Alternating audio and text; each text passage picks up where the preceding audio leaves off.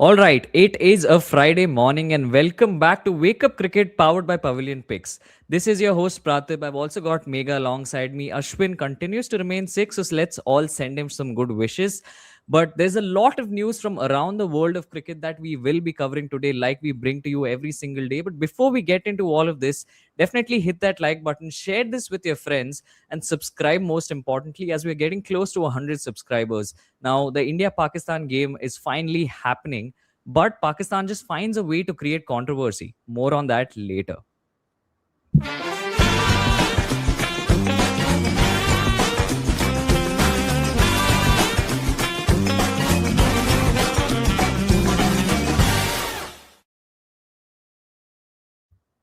Indeed, more on that later. But what's of concern immediately? Well, impressive Namibia lose. Half centuries from Kishan Pandya ensure India outscored Namibia.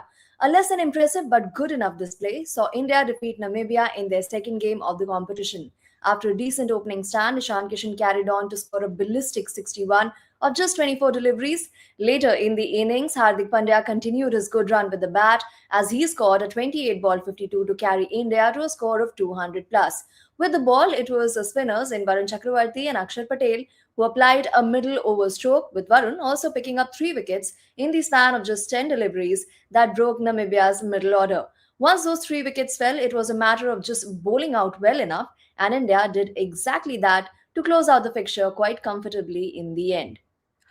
Now, this was once again a very interesting game for India because even in their first match, it wasn't the easiest victory. It didn't feel like it was just a stroll in the park. And that was the case here as well, where despite us getting 200 plus, India got 209 for 9.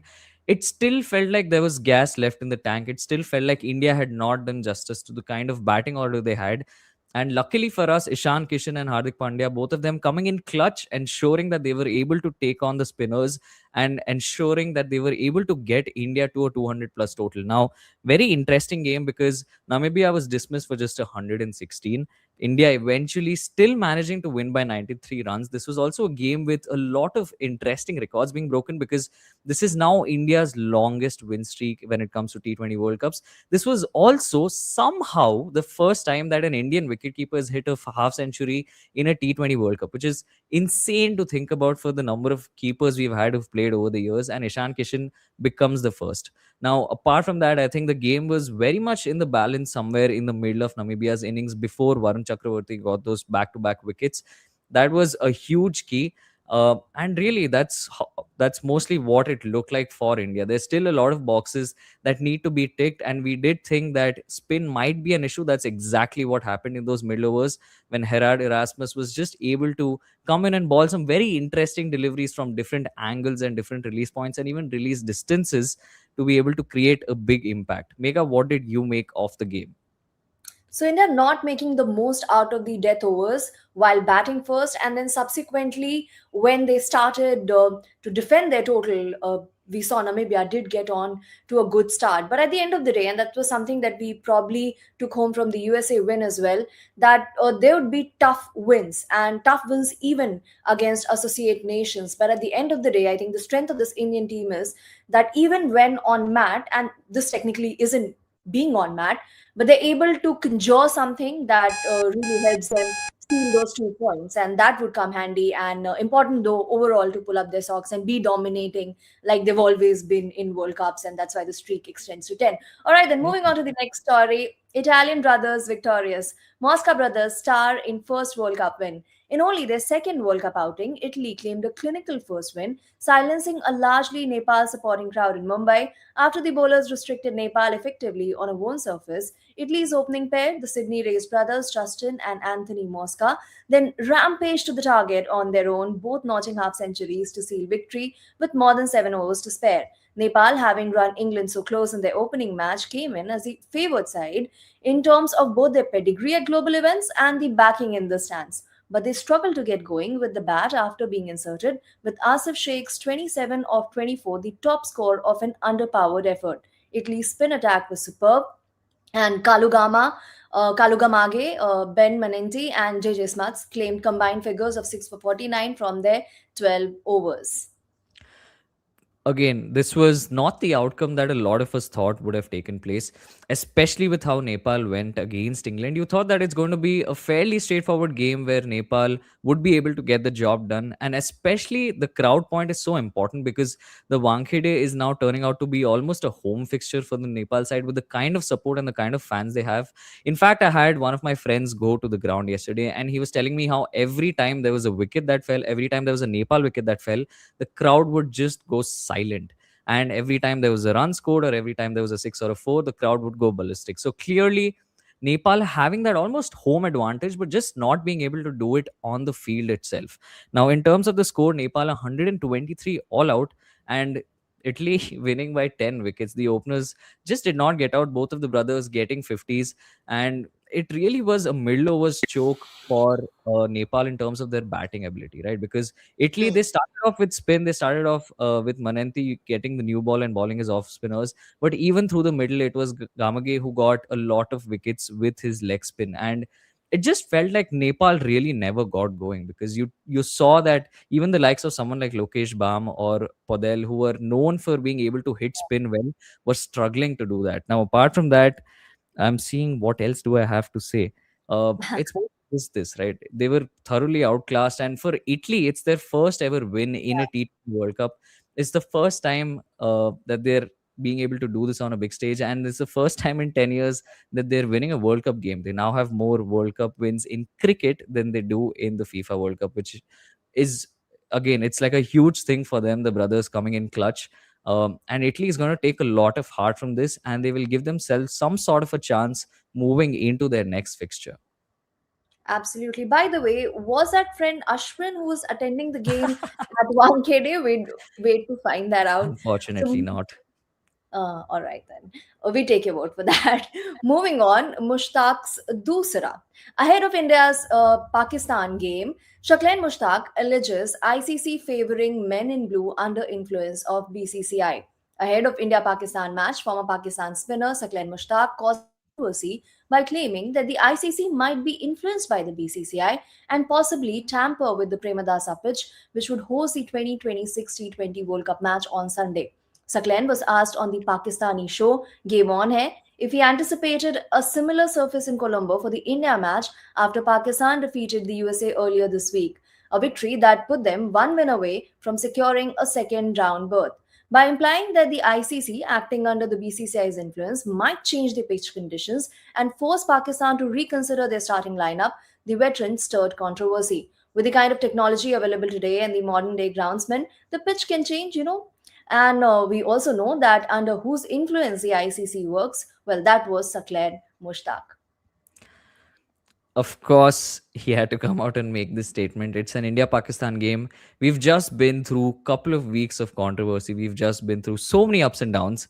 And you would hope that now things can just proceed with some normalcy. But no, everyone has to get their media bite. Everyone has to get their fair share of the public attention.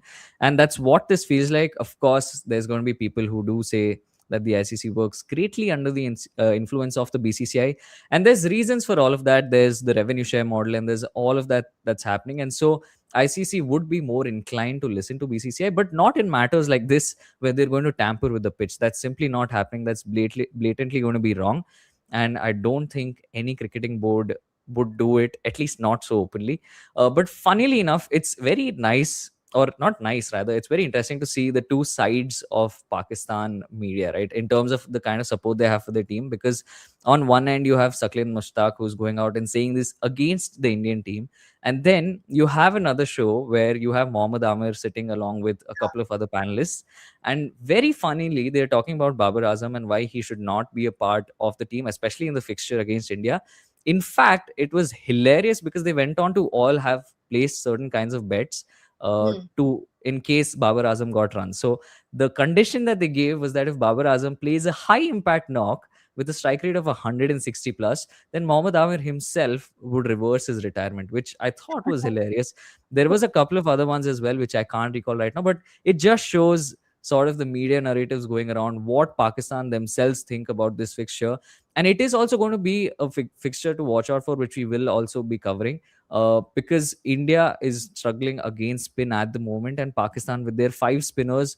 at the R Premadasa where the match is going to take place is going to be an interesting fixture. It's not going to be a cakewalk, is what I'd like to say. Interesting.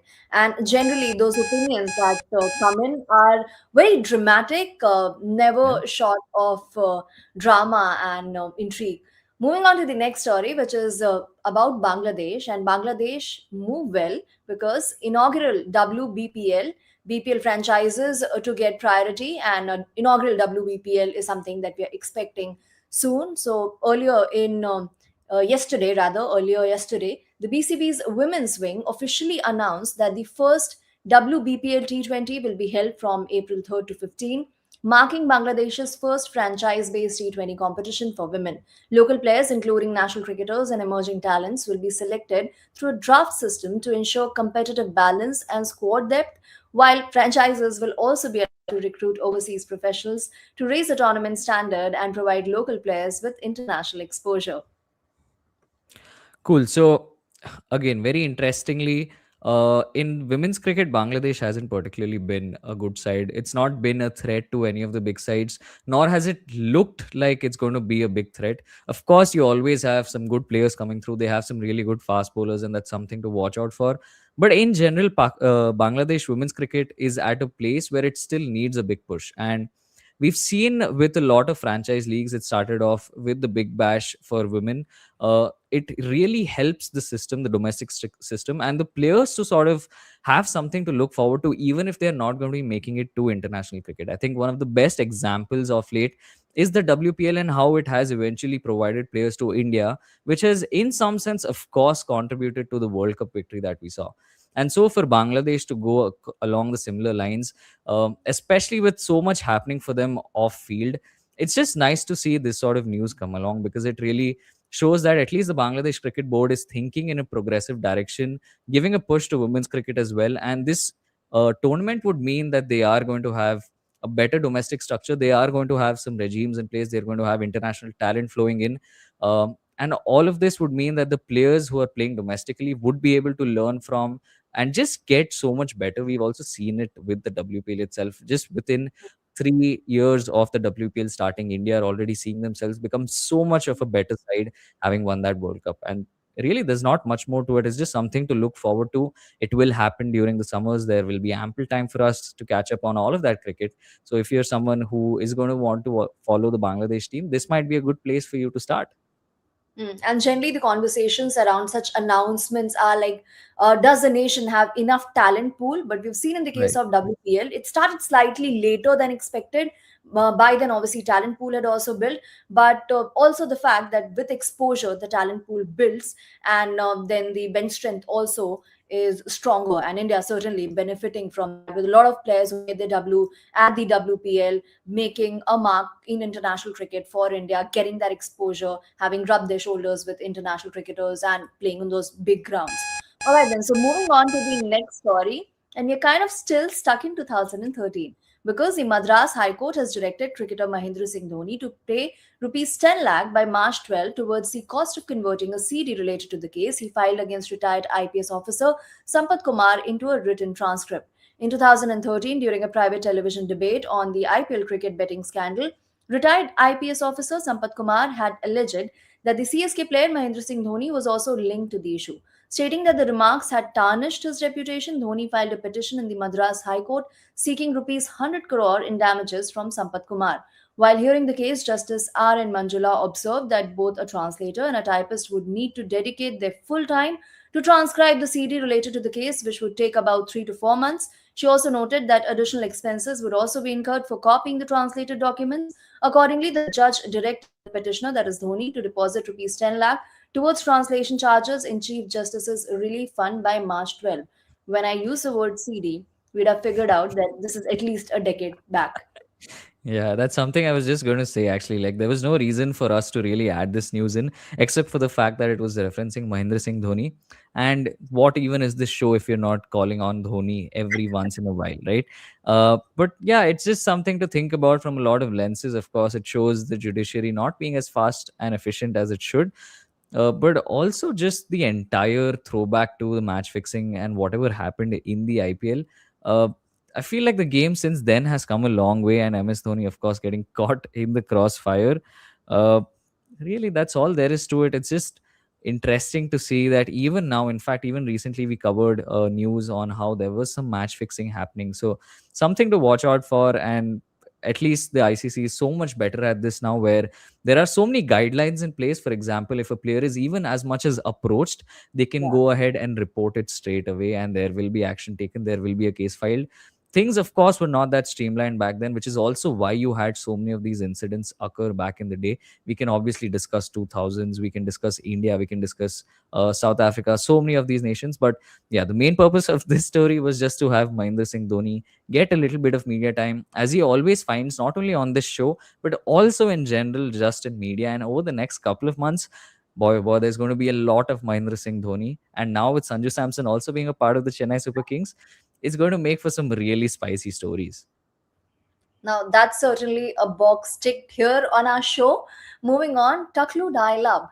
In the game between Nepal and Italy yesterday, a sweet moment was captured as commentator Andrew Leonard was spotted in the stands, swarmed by Nepal fans who all wanted to get a picture with him. Takludai, as he is affectionately called by the Nepal fans, has been the voice for Associate Nations and especially Nepal cricket, leading to his popularity and fans apparently even sporting face masks of the man. How often does that happen? That's true. I think in the case of Takludai, it's a very interesting story, right? Andrew Leonard is someone who has been covering associate cricket for the longest time. Here's a man who made his commentary debut in a game between Afghanistan and Ireland. And since then, he's just gone from strength to strength. You'll see him at all of these World Cup qualifier tournaments and all of these pathway tournaments that the ICC conducts. And it's just really heartening to see someone like him get the kind of love that he's getting from the fans, because he's been responsible for not only commentating on these games, but you'll also see him come up with a lot of lovely stories of all Yeah. of these players, the kind of journeys that they've had, especially with Nepal cricket. He's been commentating on some of their really important games. He's also commentated on them eventually making it into this World Cup. And funnily enough, he was not even originally a part of the broadcast panel. There was a lot of uproar on social media, and there was a lot of movement to ensure, and there was a push to the ICC to ensure that he gets his spot at this World Cup, because of course it's a 20 team World Cup. You have so many associate nations playing, and you wouldn't want someone like Leonard, with all of the knowledge that he has, to not be able to make it and commentate on games like these. In fact, just yesterday in one of the games that happened, it was Italy taking on Nepal. There was a very interesting bit of commentary where Leonard kind of went onto the pitch, onto the ground rather, on the outfield, and he was commentating from close to one of the dugouts. He was talking about the support staff of either of the sides, Hmm. and there were some really informational nuggets, right? He was talking about the likes of Kevin O'Brien, he was talking about the likes of the Canada support staff, and just their own stories, because these are also associate nation players who have now done well, have seen World Cups, and have then become a part of the coaching staff. So there's plenty of experience. You also see that now translating into the likes of the teams themselves, and it's just really heartening. And it's almost fitting that uh, he went into the stands not looking to go and get the attention and get selfies, but to document some of his own content, Hmm. possibly.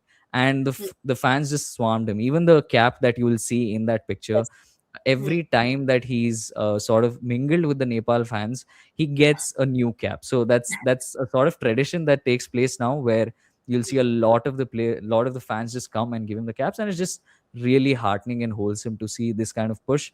And it just goes on to show that what good broadcasting and what good sports journalism can really look like. And that's also the power of social media.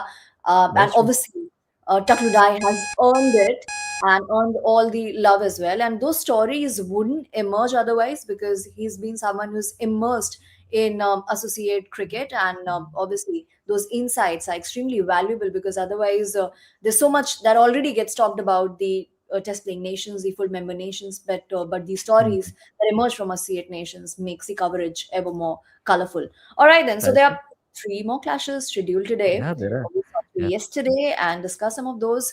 Your expectations from the games today, Pratik. Awesome. So today we have firstly Australia taking on Zimbabwe.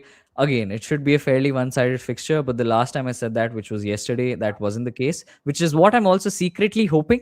So let's see how my jinx works. Then you have Canada versus UAE, which is going to be uh, a more of an even fixture to watch. I would still say that UAE on these kind of pitches would have the edge, but it's something that only time will tell. And lastly, you have the Netherlands taking on the USA. Once again, an even fixture. So a lot of associate nations playing today. Australia ideally should be able to steamroll Zimbabwe. I don't see that going any other way. But the next two games is something that even I can't say, especially with the kind of unpredictable nature that has been so far in the tournament. But yeah, it's something to look forward to. Absolutely. All right, then. So, on that note, we can conclude our conversation with a reminder that if you've not already subscribed to the channel, Oh not yeah. a part of the 100 community that we have built up till now, make sure you do. If you like this video, share it and like it as well. And we will be back again, Pratip. We will be back on Monday.